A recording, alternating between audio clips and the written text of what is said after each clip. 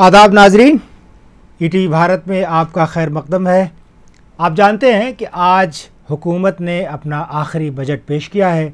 ज़ाहिर है ये अबूरी बजट है, यानी आइंदा जो आम इंतखाबात हैं अप्रैल और मई के महीने में, उसके बाद जो नई हुकूमत तश्कील होगी वो सन 2019 और 20 का मुकम्मल बजट पेश करेगी। लेकिन जो आज अबूरी बजट था, अगर आपने उसमें देखा हो या जो जिनको दिलचस्पी हो उन्होंने देखा होगा कि वो बजट ख़ुद भी ऐसा लग रहा था जैसे कोई अबूरी नहीं, पूरे आइंदा कई बरसों की उसमें स्कीमें हों। बहरहाल इसके ताल्लुक़ से आपके जहन में तरह तरह के सवाल होंगे और कई इबहाम होंगे, कई पेचीदा मसाइल होते हैं जिसको आप समझ नहीं पाते। इसी गरज से हमने माहिर इक़्तिसादियात और मईशत की जो तरक्की के पहलू हैं उसके जो मुबस्सिर हैं PSM राव साहब, उनको हमने दावत दी है, हमारे स्टूडियो में है। आपका खैर मकदम है। सबसे पहले तो राव साहब से हम ये जानेंगे कि ये जो बजट है इसकी अहम खुसूसियात और इसके अहम नुकात क्या हैं। आखिर अगर किसी एक आम आदमी को समझाना हो कि जो हुकूमत ने ये जो बजट पेश किया है, गरचे ये चंद महीने के लिए सही, लेकिन इसकी मेन खुसूसियात या क्या आवाम को कैसे समझाएंगे, तो राव साहब अब आपके हवाले बताइए आवाम को। जी, ये तो devil is in the details बोलते हैं। जब डिटेल के अंदर तफसील आपके अंदर जब जाएंगे तो मालूम होगा क्या उसमें मोटिव क्या है और वाक़या में मिला क्या है। जी जी, तो उसको तो थोड़ा वक्त लगेगा पूरा पढ़ना जी। लेकिन प्राइमा फेस अब जो देखे अभी जो बजट हम देखे हैं, पॉइंट बाय पॉइंट अगर आप देखते जाएंगे तो आप सही कह रहे हैं कि this is not an इंटीरियम budget. ये तो है नहीं, ये एक साल नहीं, इनका आइंदा अगर 5 साल और भी राज करेंगे और उसके आगे भी रहेंगे तो भी शायद मुकम्मल ना हो। ये कहते हैं कि 10 पॉइंट प्रोग्राम उनका विजन जो है ये सब बताए हैं। देखिए, पहले जो इफ्तिदा जो बिगिनिंग में जो शुरुआत जो करे है वो कहते हैं कि आप जो बोले आम आदमी जो समझना है तो इन्फ्लेशन हम कम करें। तो इसमें दो यानी अफराते ज़र की शरह, आम अशिया की कीमतें जो हैं वो कम हुई है। लेकिन आप क्या महसूस कर रहे हैं, आम आदमी क्या महसूस कर रहे हैं when they go to the market, तो बाजार में जब जाएंगे कुछ खरीदने लिए तो क्या महसूस हो रहा है? सही भी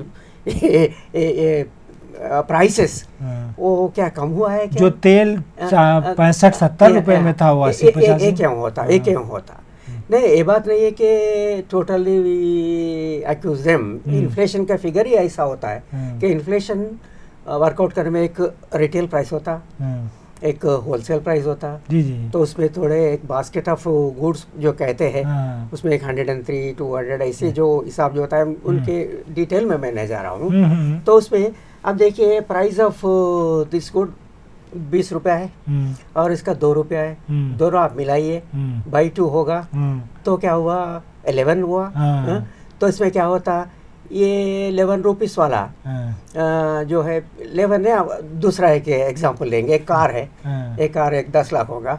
अब खाने का एक चीज़ है 10 रुपये होंगे, 10 रुपये 20 रुपये हुआ और कार क्या 10 लाख। कार का अगर कीमत 10 लाख हुआ, एग्जाम्पल के लिए मैं कह रहा हूँ, मिसाल के तौर पर मैं कह रहा हूँ, ये लोग मिलाते नहीं, अगर मिलाएंगे आप कार 10 लाख का 5 लाख हुआ है, आपका 10 रुपये का 20 रुपये हुआ जो खाने के चीज़ है, तो दोनों मिला के आप डिवाइड करेंगे देखेंगे तो इन्फ्लेशन हैज कम डाउन। तो नाजरीन जी, तो इससे क्या होता, वो सही है क्या? वो गलत है? नहीं, वो गलत नहीं है, उनके हिसाब सही है, लेकिन उसमें क्या कागज पे गलत नहीं है, कागज पे गलत नहीं, क्या यानी आप ये कह रहे हैं कि खाने की कीमत 50% बढ़ गई और कार की कीमत 2% बढ़ गई। जब आपने हिसाब किताब किया तो आपने दोनों को एक साथ जोड़ लिया तो ऐसा लगता है अरे बहुत कम कीमत है, लेकिन हकीकी मानों में ये है कि जो ज़रूरी अशिया है, यानी जो आम रोज़मर्रा की ज़िंदगी में आम इंसान को ज़रूरत है, वो 50% बढ़ी हुई है, लेकिन आपने उनको सही से काम नहीं किया। आप बता रहे कि तो आपको कम हुआ है, कहाँ से हुआ ये जानने के लिए मैं इसका एक मिसाल लिया हूँ। ऐसा ये नहीं मिलाते हैं, वो इंडस्ट्रियल वर्कर का अलग होता और एग्रीकल्चर रिटेल अलग होता है, होलसेल प्राइस इंडेक्स, ये सब देखना है। हम हेडलाइन इन्फ्लेशन लेंगे, होलसेल प्राइस, ये सब इकोनॉमिक्स जो है वो कॉम्प्लिकेटेड थिंग है। उसमें आप स्टैटिस्टिक्स को आप जैसा चाहे वैसा बता सकते हैं। You torture the statistics. अब जो भी उनसे कन्फेस कराना चाहेंगे वो कन्फेस करेंगे, अब मारते जाएंगे स्टैटिस्टिक्स को। तो नाजरीन, हमारे माहिर इक़्तिसादियात राव साहब ये कह रहे हैं कि जो मुआशी खेल इक़्तिसादी माहिरीन जो है जो एदाद शुमार पेश करते हैं उससे बहुत आसानी से खेला जा सकता है।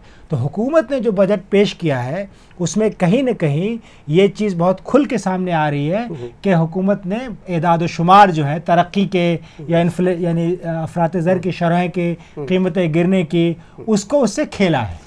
सही कह रहा हूं?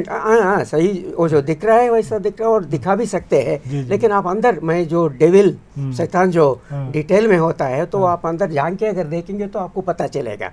तो एक चीज़ है इन्फ्लेशन के बारे में। दूसरा चीज़ इन्फ्लेशन के बारे में, ये agricultural prices have come down. मतलब क्या है, किसान को जो मिल रहा है, क्या मिलने वाले, कब मिल रहा है, टर्म्स ऑफ ट्रेड जो बोलते हैं आप इकोनॉमिक्स में, कॉमर्स नॉलेज अब तो जानते ही है। तो उसमें farmers income is coming down, किसान का। लेकिन हुकूमत तो दावा करी हम डबल कर देंगे, लेकिन आप ही के जो बिगिनिंग में आप बताए एग्रीकल्चरल प्राइसेस कम डाउन करके आप बताए, तो उसको करीब से आप देखना पड़ता। और उसके बाद में क्या करें, ये स्टेट गवर्नमेंट्स को हम ज़्यादा पैसे दे रहे हैं। अच्छा, डिवोल्यूशन ऑफ फंड्स जो बोलते हैं ना, स्टेट और सेंटर, फेडरल सिस्टम है हिंदुस्तान में जो है, तो आपको ज़्यादा पैसे दे रहे हैं हम। लेकिन इसमें ये आम आदमी समझने के लिए मैं ये कह रहा हूँ, पहले 2 सेंट्रल स्कीम थे, फर्ज करो 2 स्टेट थे, ये दोनों 1-1 रुपया इसमें खर्च करने का ज़रूरत है। तो 2 स्कीम आप ही के ऊपर मैं थोपा और 1 रुपया में बढ़ कर दिया। पहले 2 रुपये आप खर्च करके 2 स्कीम आप चला रहे थे, अब 4 स्कीम चलाओ। अच्छा। So they gave money and they gave central schemes also। Finance commission last उसमें जो आप देखेंगे तो वो पता चलेगा। यानी स्टेट को जो फंड्स दे रही है मरकजी हुकूमत, वो फंड्स तो दे रही है, लेकिन वो बजाय पहले 2 काम लेती थी, अब कहती है इसमें 6 काम कीजिए। ये भी स्कीम आपका है, centre is withdrawing from that. अच्छा। तो ये भी आप खरीद देखे तो पता चलेगा। और बोले हर गाँव में बिजली है, हर गांव में है। एक पंचायत ऑफिस में अगर बिजली है तो गांव में बिजली है, हर घर में है। ये भी गलत फिगर है, ये भी गलत फिगर हो। तो नाजरीन देखा कि जो एदाद शुमार हुकूमत ने मुआशी तरक्की के इक़्तिसादियात के आज पेश किए हैं, राव साहब का कहना है कि बहुत आसानी के साथ इससे खेला जा सकता है। और उसको हुकूमत ने बड़ी चाबकदस्ती से इस तरह खेला है कि उन्होंने कहा कि जैसे हर गांव में बिजली पहुंच गई, यानी हर पंचायत घर में। लेकिन उस पंचायत घर में अगर 300 घर हैं तो क्या 300 घरों में बिजली है? बिजली नहीं है। गरीब के घर में तो है नहीं। तो अब एक नया स्कीम, न्यू स्कीम है इसका, वो क्या नाम है इसका, प्राइम मिनिस्टर किसान सम्मान निधि। ये तो है, मतलब तो उसमें क्या है, किसान के लिए, वो इस किसान काश्तकार कौन है, काश्तकार कौन है, टेनेंट भी है। 43 to 50% ऑफ द किसान जो होते हैं, जो बटाई पे खेती करते हैं, उसको कोई फायदा नहीं मिलता है। और 6,000 सालाना अगर देंगे तो फैमिली के 3 किस्तों में देंगे, 2 किस्तें में देंगे। और आप शुरू कर रहे इस साल से, तो इससे पहले ऐसा नहीं होता था, बजट जब आया है नेक्स्ट ईयर से होता था, तो अभी शुरू करें आप, इसलिए कि इसमें सियासत ज़्यादा है, इलेक्शन एक है। नाज़रीन, इंतखाबी बजट है ये, अबूरी बजट, लेकिन इतना बड़ा बजट कि लगता है अगले 10 बरस तक के लिए। लेकिन माहिरीन की आप सुन रहे हैं, हकीकत में ये बजट इंतखाबी बजट है। That is very clear from that. और किसान क्रेडिट कार्ड क्या चीज़ होता, पहले एग्रीकल्चरल कैश क्रेडिट ACC रहता था बैंकों में। जिसको भी एक खाता ACC है उसको एक कार्ड दे रहे हैं आप, ये किसान क्रेडिट कार्ड है। उससे फ़ायदा क्या होता है, क्रेडिट कार्ड का मतलब क्या होता है, आपके जेब में कार्ड है तो आप ATM में जाएंगे, जब चाहे तब पैसे आप ले सकते हैं। वो सहूलत किसान को है ही नहीं। जब वो नहीं रहेगा तो फिर क्या है, तो यही है विदाउट कमेंट, तो ऐसा हो रहा है। देन फॉर्मलाइजेशन ऑफ एम्प्लॉयमेंट, बताते कि इनफॉर्मल सेक्टर में एम्प्लॉयमेंट जो है वो फॉर्मल सेक्टर में आ रहा।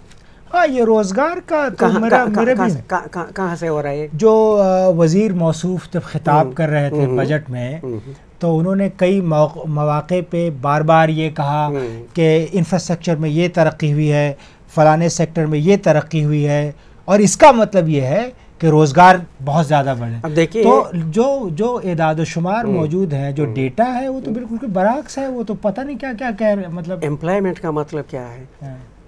एक ऑर्गेनाइज सेक्टर होता, एक अनऑर्गेनाइज्ड सेक्टर होता। जो ऑर्गेनाइज सेक्टर होता वो उसमें पीएफ मिलता, ये मंथली सैलरी रहता, थोड़ा रेगुलरिटी रहता, मिनिमम वेज से बढ़कर रहता, ये सब चीज़ रहता। वो क्या है, 7 या 8% से ज़्यादा नहीं है इंडिया में ऑर्गेनाइज्ड सेक्टर एम्प्लॉइज। उसमें 5% जो है गवर्नमेंट सेक्टर में है, 90% से ज़्यादा अनऑर्गेनाइज्ड सेक्टर में है। वो एम्प्लॉयमेंट रहना नहीं रहना भी एम्प्लॉयमेंट के कभी है कभी नहीं, जितना दे उतने लिए, वो तो बढ़ रहा है। गवर्नमेंट एम्प्लॉयमेंट कम होते जा रहा है। तो आप बता रहे कि एम्प्लॉयमेंट अगर मिल रहा तो क्वालिटी क्या है? देखिए 52% एम्प्लॉयमेंट एग्रीकल्चर है। एग्रीकल्चर कैसा है? How is the agriculture? Agriculture से जो जीडीपी मिलता है 14%, वो 14% जो एग्रीकल्चर दे रहा है आपको, उसमें 52% डिपेंडेंट है कंट्री के। या 52% पीपल, ये जो एग्रीकल्चर से 14% जो मिल रहा है, you have to distribute among yourself. तो मतलब क्या हुआ है, एग्रीकल्चरल इनकम बहुत कम होता है वहाँ। एम्प्लॉयमेंट इसलिए है एम्प्लॉयमेंट कि दूसरा कोई काम करने का जरिया है नहीं, कोई जरिया नहीं, तो फार्मर इज डिपेंडिंग। तो नाजरीन, आपने सुना कि बजट के मेन अहम नुकात PSM राव साहब ने बताया कि हुकूमत ने जो बजट अबूरी पेश किया है, उसमें उन्होंने ये किया है कि ज़्यादातर एदाद शुमार बढ़ा के पेश किए हैं, लेकिन अगर आप उसके तह में जाएंगे तो आप देखेंगे कि हकीकत उसके बरअक्स है। वो चाहे रोज़गार का शोबा हो, चाहे वो किसानों की इनकम का, जैसे कि सर ने बताया कि अगर 6,000 सालाना मिलते भी हैं 2-2 हज़ार के किस्तों से 3 बार साल में, और उस किसान की ख़ानदान में अगर 5 लोग हैं तो हर दिन 3 रुपये उसको मिले, तो ये कोई बड़ी बात नहीं है। लेकिन बहरहाल हुकूमत ने एक इब्तिदा की है, इसका खैर मकदम करना चाहिए। राव साहब, आप स्टूडियो में तशरीफ़ लाए, आपका बहुत बहुत शुक्रिया। वक्त कम है, सही बात है, बहुत ज़्यादा चीज़ें हैं। या there are more important things like demonetisation और एलोकेशंस में जो ऐसे तबका जो रहते हैं उनको जो दिखाने के लिए जो करे है, माइनॉरिटीज़ वगैरह जो करना है उसका कोई जिक्र नहीं, तालीम जो इम्पॉर्टेंट होता है वो नहीं, और हेल्थ के बारे में अगर वो कहेंगे तो हेल्थ तो इंश्योरेंस के ज़रिए नहीं होना, ज़्यादा हॉस्पिटल इंफ्रास्ट्रक्चर होना, एक कई और इम्पॉर्टेंट मुद्दे भी है। तो कभी नेक्स्ट टाइम बात करेंगे, दूसरे सेशन में करेंगे। बहुत बहुत शुक्रिया नाजरीन, आपसे यहाँ पे इजाज़त लेते हैं। हम फिर हाजिर होंगे और बजट के कई अहम उमूर और पहलुओं पे आपसे बात करेंगे। Thank you.